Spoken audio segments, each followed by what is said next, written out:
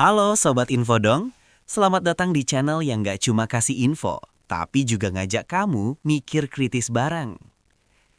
Sobat Infodong, dalam video kali ini kita akan ngomongin masalah politik. Yup, masalah tentang siapa saja sih kandidat-kandidat terkuat calon presiden Indonesia tahun 2029? Ya, memang, pemilu 2024 baru saja selesai, tapi jangan salah. Di belakang panggung, pertarungan sesungguhnya untuk memperebutkan kursi RI 1 tahun 2029 sudah panas. Partai-partai mulai pasang kuda-kuda, manuver politik makin intens, dan nama-nama baru mulai dilempar ke publik. Mesin politik sudah mulai dipanaskan, dan pertarungan sudah dimulai. Jadi, siapa saja figur-figur terkuat yang punya potensi jadi presiden Indonesia selanjutnya?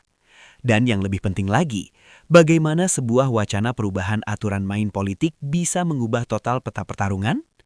Yuk Sobat Infodong, kita bahas bareng-bareng. Sebelum kita bedah daftar namanya, ada satu isu besar yang bisa jadi game changer dan wajib kita pahami.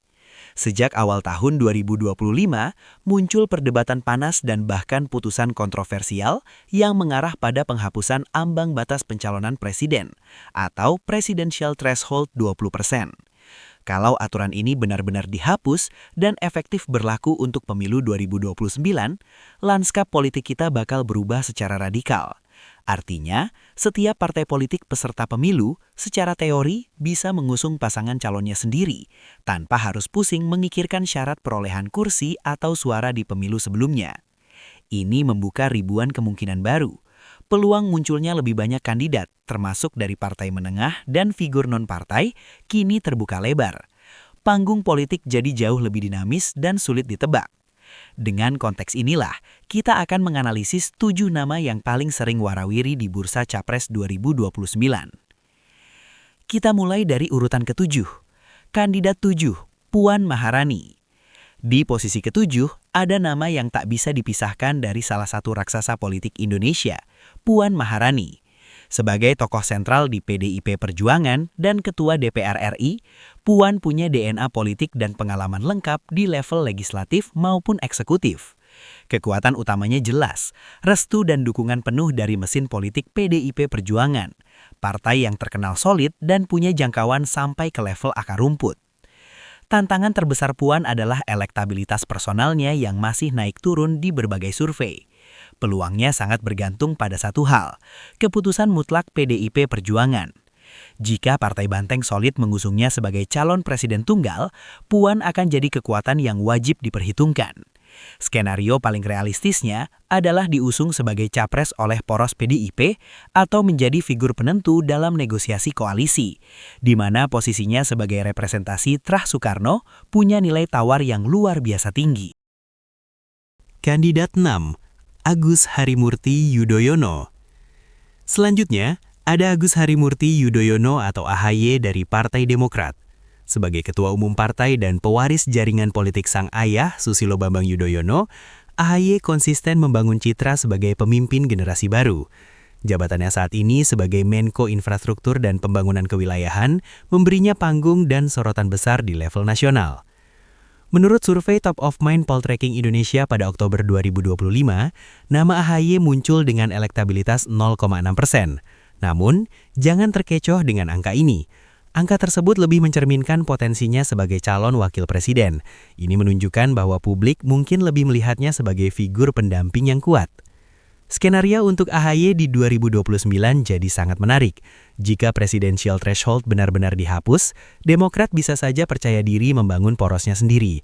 Namun, skenario yang lebih mungkin adalah AHY menjadi kingmaker atau target utama sebagai cawapres bagi kandidat lain yang butuh suntikan mesin partai solid dan citra militer moderat. Manuvernya yang makin sering ke berbagai daerah dan pertemuannya dengan elit partai lain menunjukkan ia sedang serius mempersiapkan diri untuk 2029. Kandidat 5, Ganjar Pranowo. Di posisi kelima, ada nama Ganjar Pranowo. Meski belum berhasil di Pilpres 2024, nama Ganjar sebagai mantan Gubernur Jawa Tengah dan figur populer di kalangan nasionalis populis masih punya gaung yang kuat. Ia merepresentasikan faksi politik di dalam PDI Perjuangan yang gayanya berbeda dari Puan Maharani, dengan daya tarik yang terasa lebih cair dan merakyat. Namun data survei menunjukkan tantangan yang tidak ringan. Survei Top of Mind dari Poltreking Oktober 2025 mencatat elektabilitasnya di angka 1,7%. Angka ini menandakan bahwa meski masih sangat dikenal, momentumnya sudah jauh menurun pasca 2024. Masa depan politik Ganjar pada 2029 bisa dibilang sepenuhnya ada di tangan PDI Perjuangan. Jika terjadi dinamika internal yang membuat PDIP butuh figur dengan elektabilitas personal yang terbukti mampu menarik massa di luar kadar inti, nama Ganjar bisa saja kembali mencuat. Namun untuk saat ini, skenario yang lebih mungkin adalah ia akan mengambil posisi strategis lain, menjadikannya sebuah wildcard yang nasibnya sangat bergantung pada konstelasi di internal partainya. Kandidat 4, Gibran Rakabuming Raka. Menduduki posisi keempat adalah Wakil Presiden Petahana Gibran Rakabuming Raka. Sebagai putra sulung mantan Presiden Joko Widodo dan kini orang nomor 2 di Republik, Gibran punya panggung nasional yang lebih luas. Posisinya di pusat kekuasaan memberinya sumber daya, jaringan, dan sorotan media yang luar biasa. Elektabilitas Gibran menunjukkan tren yang sangat menarik. Survei Top of Mind Poltreking Oktober 2025 mencatat namanya di angka 2,9% dan naik menjadi 4,9% dalam simulasi semi terbuka. Angka ini mungkin kelihatannya belum terlalu tinggi, tapi posisinya sebagai wapres petahana memberinya potensi pertumbuhan yang sangat besar. Skenario untuk Gibran di 2029 sangat bergantung pada dua hal, performa pemerintahannya bersama Prabowo dan restu dari koalisi partai pendukung. Wacana koalisi permanen yang sering dibicarakan para elit politik bisa menjadi kendaraan efektif untuknya. Posisi Gibran sebagai calon presiden penerus atau kembali menjadi calon wakil presiden untuk mendampingi figur lain menjadikannya salah satu pemain kunci paling fleksibel di percaturan politik 2029. Kandidat 3, Anies Baswedan. Di peringkat ketiga, ada nama Anies Baswedan. Sebagai mantan Gubernur DKI Jakarta dan Capres di pemilu 2024, Anies punya basis pendukung yang sangat loyal dan terorganisir, terutama di kalangan pemilih perkotaan dan religius. Karakternya sebagai antitesis dari kekuasaan petahana memberinya posisi yang unik. Dalam berbagai survei elektabilitas Capres, Anies secara konsisten nangkring di papan atas. Survei Top of Mind Poltreking Oktober 2025 menempatkannya di posisi ketiga dengan 4,4%. Ini membuktikan bahwa basis masanya tetap solid dan tak goyah. Dengan adanya perdebatan penghapusan presidential threshold, jalan Anies menuju 2029 bisa jadi lebih mulus. Ia mungkin tidak lagi harus bergantung pada koalisi gemuk yang rumit. Partai seperti Nasdem, yang kini memposisikan diri di luar pemerintahan, bisa menjadi motor utama pengusungnya. Skenario terkuat untuk Anies adalah kembali memimpin poros perubahan, menggalang kekuatan dari partai non-pemerintah dan basis relawan yang sudah teruji, menjadikannya penantang utama bagi status quo. Kandidat 2, Deddy Mulyadi. Posisi kedua diisi oleh sebuah kejutan besar, seorang figur yang melesat dari panggung regional ke papan atas nasional, Deddy Mulyadi. Mantan Bupati Purwakarta ini sukses membangun citra sebagai politisi merakyat yang lekat dengan budaya Sunda. Ini menjadikannya fenomena politik baru dengan basis kekuatan utama di Jawa Barat, provinsi dengan lumbung suara terbesar di Indonesia. Elektabilitasnya meroket secara gila-gilaan. Survei Top of Mind Poltreking Oktober 2025 secara mengejutkan menempatkan Deddy Mulyadi di posisi kedua dengan 9,1%, melampaui Anies dan Ganjar. Dalam simulasi semi terbuka, angkanya bahkan naik drastis jadi 15,7%. Survei Indikator Politik Indonesia pada November 2025 lebih fenomenal lagi, menempatkannya di urutan kedua setelah Prabowo dengan elektabilitas 18,4%, dengan penguasaan mutlak di Jawa Barat. Kekuatan Deddy Mulyadi adalah kemampuannya mengisi ceruk pemilih yang mungkin tidak tersentuh oleh para elit Jakarta. Skenarionya di 2029 sangat fleksibel. Ia mungkin bisa menjadi kuda hitam yang maju sebagai capres jika berhasil mendapat tiket dari partai besar. Namun skenario yang paling panas diperbincangkan adalah posisinya sebagai calon wakil presiden idaman. Siapapun capres yang menggandengnya berpotensi besar mengunci kemenangan di Jawa Barat. Dan di posisi puncak, nomor 1, tak lain dan tak bukan adalah sang presiden petahana Prabowo Subianto. Sebagai pemimpin tertinggi negara dan ketua umum partai raksasa Gerindra, Prabowo punya semua amunisi yang diperlukan untuk maju lagi. Kekuasaan, popularitas, dan mesin politik yang super solid. Tingkat kepuasan publik yang tinggi terhadap pemerintahannya menjadi modal elektoral yang tak ternilai. Data survei mengkonfirmasi dominasinya yang luar biasa.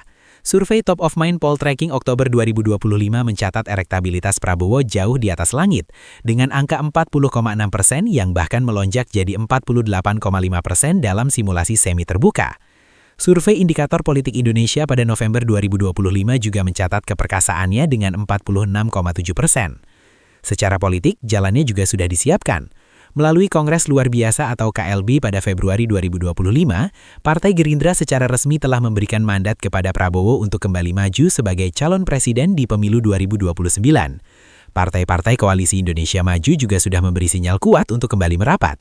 Skenario paling kuat saat ini adalah Prabowo maju sebagai petahana untuk periode kedua. Pertanyaan besarnya bukan lagi apakah dia akan maju, tapi siapa yang akan dia pilih sebagai wakilnya. Nah, Sobat Infodong, dari 7 nama ini, kita bisa mulai melihat 3 kemungkinan poros kekuatan. Pertama, poros keberlanjutan yang sudah pasti dimotori oleh Prabowo Subianto dan didukung koalisi raksasa pemerintah. Kedua, poros oposisi atau alternatif yang kemungkinan besar akan dipimpin oleh Anies Baswedan.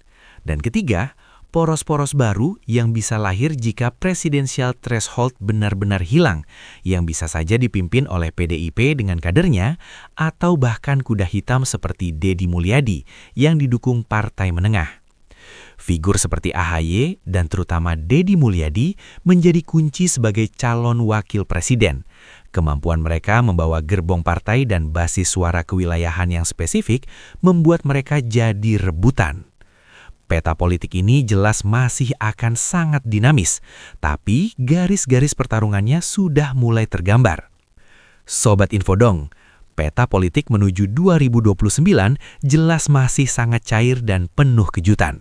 Nama-nama yang kita bahas hari ini adalah para pemain utama di babak awal, tapi sejarah membuktikan bahwa selalu ada ruang untuk kuda hitam yang tak terduga. Satu hal yang pasti, dengan potensi aturan main yang baru, pemilu 2029 bisa menjadi salah satu kontestasi paling terbuka dalam sejarah demokrasi kita. Nah, sekarang giliran kalian nih, Sobat Infodong. Dari 7 nama ini, siapa jagoanmu dan kenapa? Atau mungkin ada nama lain yang menurutmu layak masuk daftar ini? Tulis pendapat kamu di kolom komentar ya. Dan jangan lupa like, subscribe channel ini dan nyalakan lonceng notifikasinya biar kamu nggak ketinggalan info-info penting lainnya. Karena di sini bukan cuma kasih info, tapi info dong.